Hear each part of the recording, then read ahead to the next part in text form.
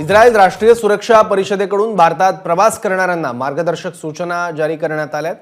दिल्लीत इस्रायली दूतावासाबाहेर झालेल्या स्फोटानंतर गाईडलाईन्स जारी करण्यात आल्यात। दिल्लीतील स्फोट दहशतवादी हल्ला असल्याचा इस्रायलला संशय आहे। आणखी माहिती घेऊ, आपला प्रतिनिधी सोमेश कोलगे आता आपल्या सोबत आहेत। सोमेश, एकतर स्फोटाबद्दल थोडी माहिती आणि त्याचबरोबर गाईडलाईन्स नेमक्या काय देण्यात आल्यात?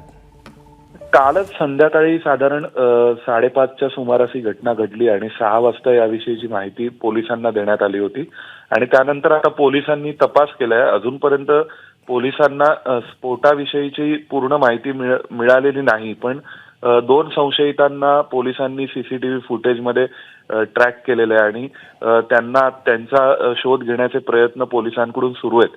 इस्रायली राष्ट्रीय सुरक्षा परिषदेने याविषयीच्या गाईडलाईन्स काल झालेल्या स्फोटानंतर रात्री उशिरा जारी केलेल्या आहेत। त्या ज्यू नागरिकांसाठी आहेत, इस्रायली लोकांसाठी आहेत की शक्यतो भारतामध्ये आणि नवी दिल्ली परिसरामध्ये ज्या गर्दीच्या ठिकाणी जाणं इस्रायली नागरिकांनी टाळावं, ज्यू नागरिकांनी टाळावं। तसंच जर तुम्ही प्रवास करणार असाल भारतामध्ये तरी सुद्धा जात असताना शक्यतो या सर्व बाबींची काळजी घेऊन विजिलंट राहावं, असं इस्रायली राष्ट्रीय सुरक्षा परिषदेने सांगितलंय।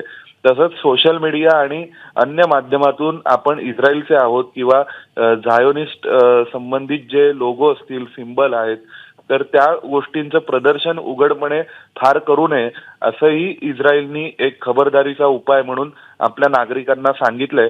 आणि त्यांना असा संशय आहे की हा कदाचित दहशतवादी हल्ला असू शकतो आणि म्हणून याविषयी मार्गदर्शक सूचना जारी करण्यात आलेल्या आहेत। त्यांनी म्हटलंय की इस्रायली सुरक्षा यंत्रणा सर्व प्रकारच्या सहकार्य करण्यासाठी भारतातील तपास यंत्रणांसोबत सर्व सहकार्य करण्यासाठी सदैव तत्पर आहेत, असंही इस्रायली फॉरेन मिनिस्ट्रीने म्हटलंय। ठीक आहे सोमेश, धन्यवाद या अपडेट्सबद्दल। एबीपी माझा, उघडा डोळे बघा नीट।